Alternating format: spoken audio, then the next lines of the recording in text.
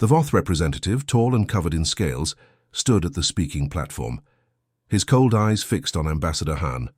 "The Voth Imperium formally declares war on the Terran Confederation," he announced, his voice echoing in the silent chamber. "Their existence threatens galactic stability." Ambassador Han kept her face calm even though her heart raced. Earth had only joined the Galactic Concordat 200 years ago. Now they faced destruction. "On what grounds do you declare war?" she asked.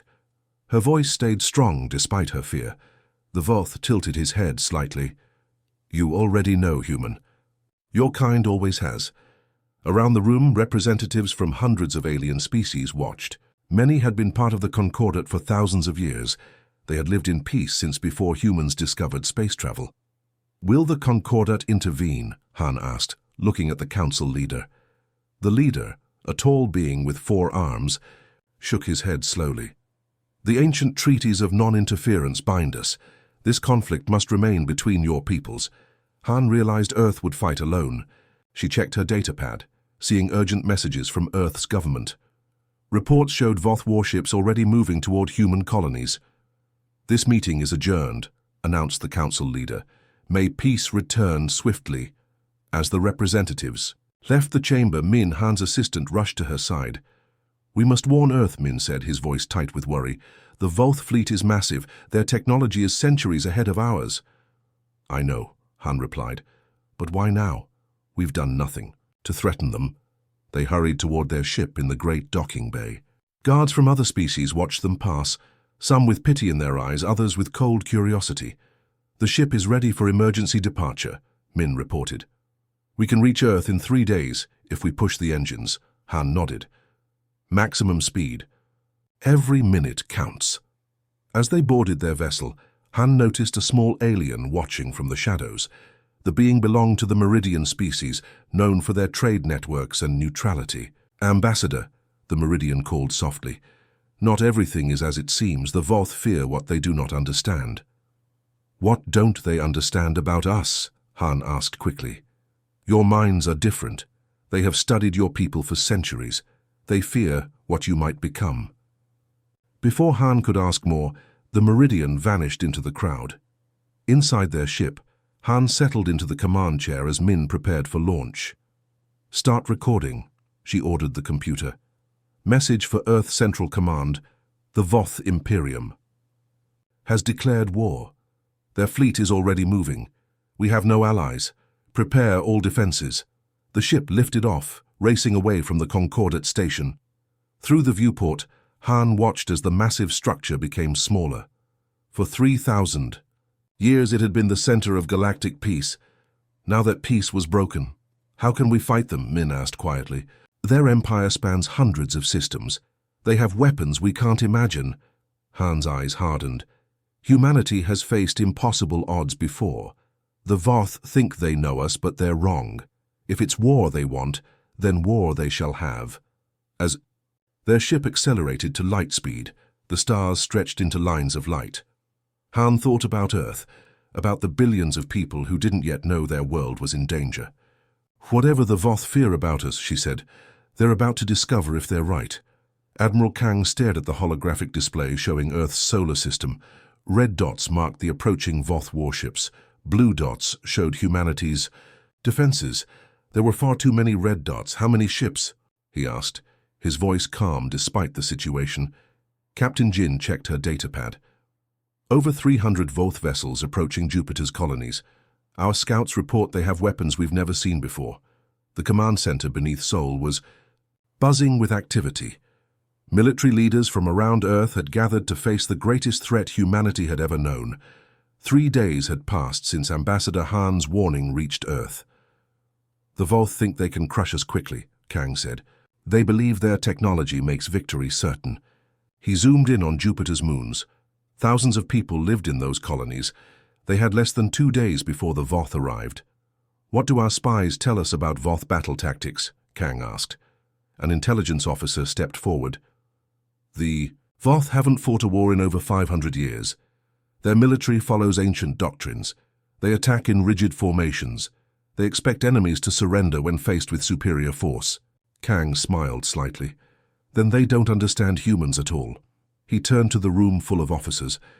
We cannot match their technology. We cannot match their numbers, but we will use what they don't expect.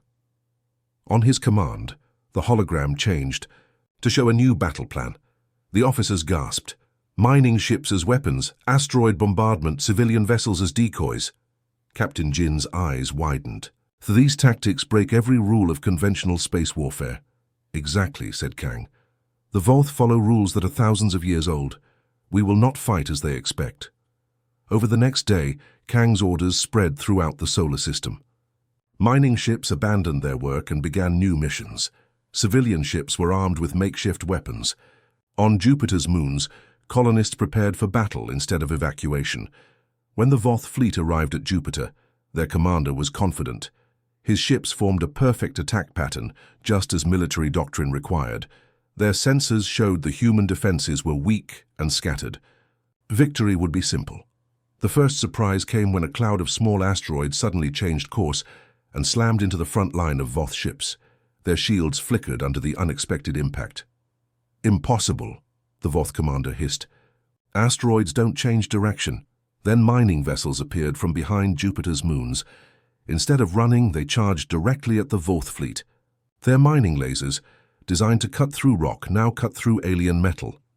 The Voth commander ordered his ships to target these strange attackers, but the humans didn't fight as expected. Their vessels darted and weaved in patterns no military would teach. Some seemed to deliberately take damage to allow others to get closer. When the Voth finally adapted to these tactics, the humans changed strategies again. Civilian transport ships suddenly revealed hidden weapons. Communication satellites became mines. Even space debris was somehow directed toward Voth vessels. Back on Earth, Admiral Kang watched the battle unfold. Reports came in of heavy human losses, but the Voth advance had slowed dramatically. They expected us to fight by their rules, Kang said. They studied our wars but didn't understand what makes humans different. Captain Jin nodded. We adapt. We improvise. We accept sacrifices when necessary. A communications officer interrupted with an urgent message. Admiral, we're receiving a transmission from the Voth command ship. The main screen flickered to life, showing the Voth commander. His scaled face showed confusion and anger. Your tactics are dishonorable, the alien said. This is not how war is conducted. The alarm rang through the great hall of the Galactic Concordat. The massive room fell silent as Ambassador Han stepped forward. 3,000 years of peace among the stars was ending. Humanity, the newcomers to the galactic community, found themselves at the center of a storm. Kang stepped forward. We fight to survive.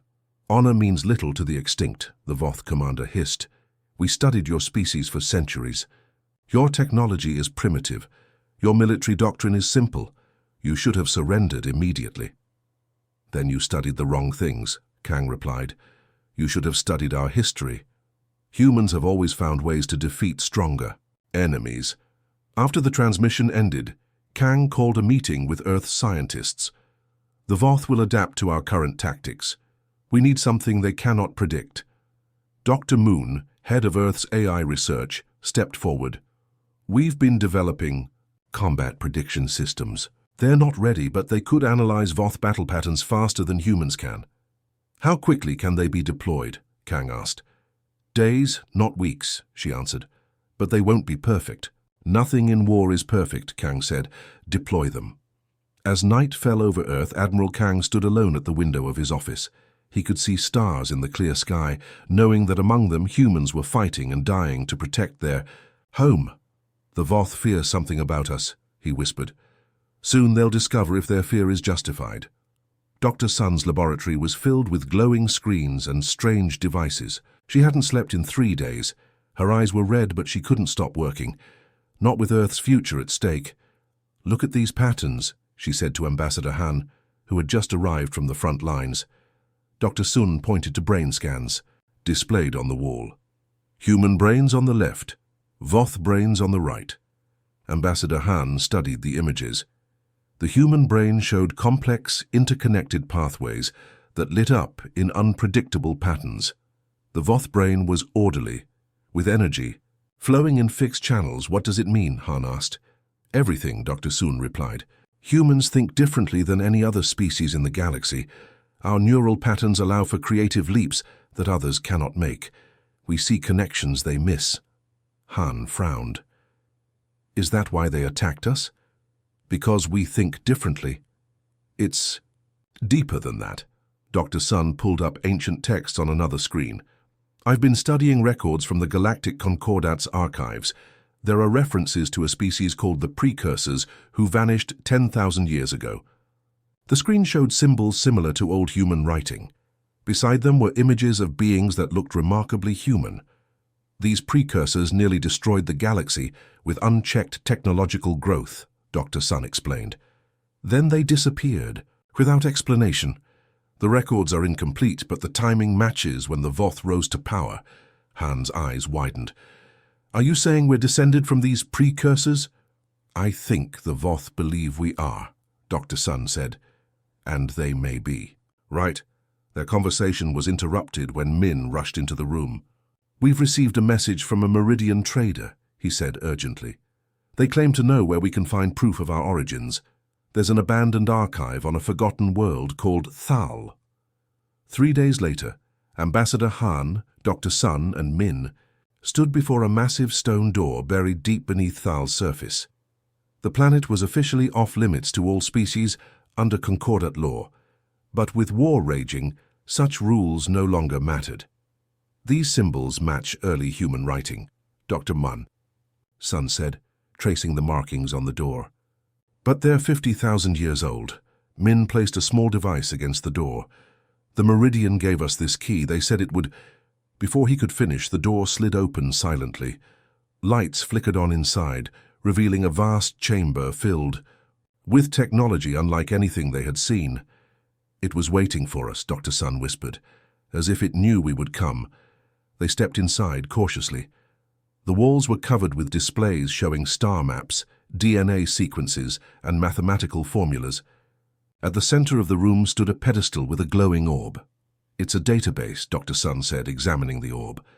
Perhaps the most advanced one ever created. Han approached the orb slowly. When her hand touched its surface, the entire room changed. The walls became transparent, showing a holographic history of the galaxy. They watched in awe as the story unfolded. The precursors, humans from ancient Earth, had spread throughout the galaxy long ago. They created technologies that could reshape planets, harness the power of stars, and even alter their own bodies. But their rapid advancement frightened the other young species. A war began. Unable to defeat the precursors through conventional means, their enemies created a bioweapon that attacked human neural pathways. The virus didn't kill them, Dr. Sun realized watching the history unfold. It reset them, sent humans back to a primitive state on Earth, erasing their knowledge and technology. And the Voth? Han asked. The hologram shifted to show the scaled species rising from a minor power to control the Galactic Concordat. They became the self-appointed guardians, Min said bitterly, preventing any species from advancing too quickly, keeping the peace by keeping everyone down. But they couldn't change human minds, Dr. Sun added. Our neural structure survived. That's what they fear, that we'll become the precursors again. Han watched as the history showed humans slowly rebuilding their civilization on Earth, unaware of their true past or potential. So the Voth didn't attack us because we're dangerous, she said quietly. They attacked because they're afraid of what we might become. Dr. Sun nodded. And now we have a choice. We can use this knowledge to defeat them, or prove we're different from our ancestors, Han finished. As they debated their next move, a final hologram appeared. It showed Earth surrounded by Voth warships. The main invasion has begun, Min said gravely. We're out of time. Han looked at the ancient technology around them. Maybe not. If this archive contains precursor knowledge, it might also contain precursor weapons. Using such power would only prove the Voth right about us, Dr. Sun warned. Han's face hardened with resolve. Then we'll find another way, a human way.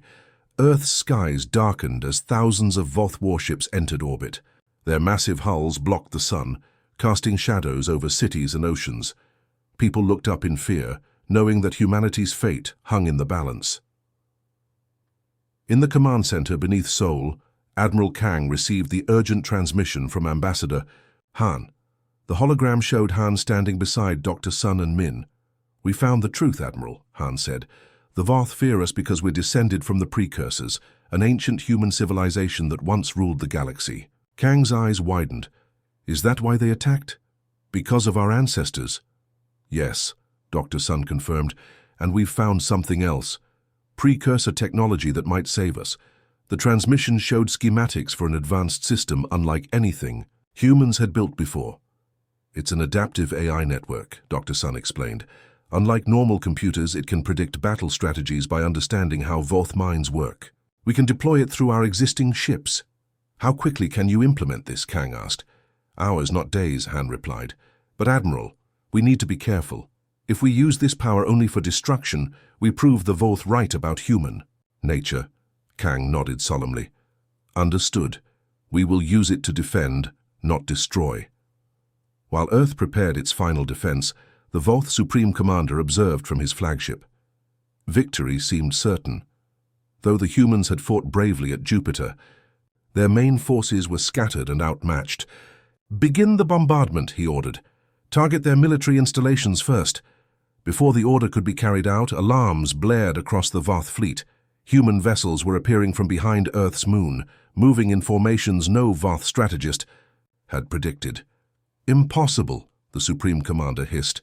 "They should not know our weak points." But the human ships struck with uncanny precision, targeting exactly where Voth shields were weakest. When the Voth adapted, changing their defense patterns, the humans adjusted immediately, as if they could read the Voth commander's mind. "They're using some kind of predictive system," the Voth science officer reported. "It's analyzing our tactics faster than we can implement them." The Supreme Commander watched in growing alarm as his perfect invasion plan fell apart. Human ships, though primitive, were avoiding Voth weapons and striking with surgical precision. On Earth, Admiral Kang monitored the battle from the command center. The precursor AI was working better than they had hoped, giving human pilots the edge they desperately needed. "The Voth are falling back to regroup," Captain Jin reported. "We've damaged nearly a third of their fleet." "And our diplomatic channels?" Kang asked. "Ambassador Han is broadcasting our message to all galactic concordate species. Some are listening." In space, the Meridian trading fleet broke their neutrality, providing medical aid to damaged human ships. Then came the Talus, a peaceful species, offering their advanced shields to protect Earth's civilian centers. The Voth Supreme Commander watched with disbelief as other species began to question the war. "This is not proceeding as the ancient texts foretold," he told his advisors. "The humans should have either surrendered or responded with mindless aggression. Instead, they fight with precision while offering peace." On his screen appeared a transmission from the Galactic Council. Ambassador Han stood before them, presenting evidence of Voth manipulation spanning thousands of years. "The Voth have controlled galactic development since the fall of the precursors," she told the assembled. "Aliens. They've engineered conflicts and suppressed technological growth, all from fear of what might happen if another species advanced too quickly." The council members murmured in shock as Han showed records from the Thal archive. "Humanity does not seek revenge or domination," Han continued. "We seek understanding. If our precursor ancestors threatened the galaxy, we wish to learn from their mistakes, not repeat them." More species began to break away from neutrality. Support ships arrived, from systems that had long chafed under Voth restrictions. The Supreme Commander faced a difficult choice. His fleet was still powerful enough to destroy Earth, but at what cost? The carefully maintained Voth control of the galaxy was already fracturing. He opened a channel to Admiral Kang. "Your resistance is impressive, human," the Voth commander admitted. "But it changes nothing. Your nature remains dangerous." "Then judge us by our actions," Kang replied. "We could have used the precursor technology to destroy your homeworld. Instead, we used it only to defend our people. And what guarantee do we have that you won't become like your ancestors?" the Voth demanded. "None," Kang said honestly. "Except our choice here and now to seek peace instead of victory." The Voth commander stared at the human admiral, seeing something unexpected in the alien face, not arrogance or hatred, but determination mixed with compassion. "Perhaps," the Voth said finally, "we should discuss terms." As the battle paused across Earth's orbit, both sides warily prepared for the first true dialogue between their species. The tide had turned, not through superior firepower, but through understanding and choice.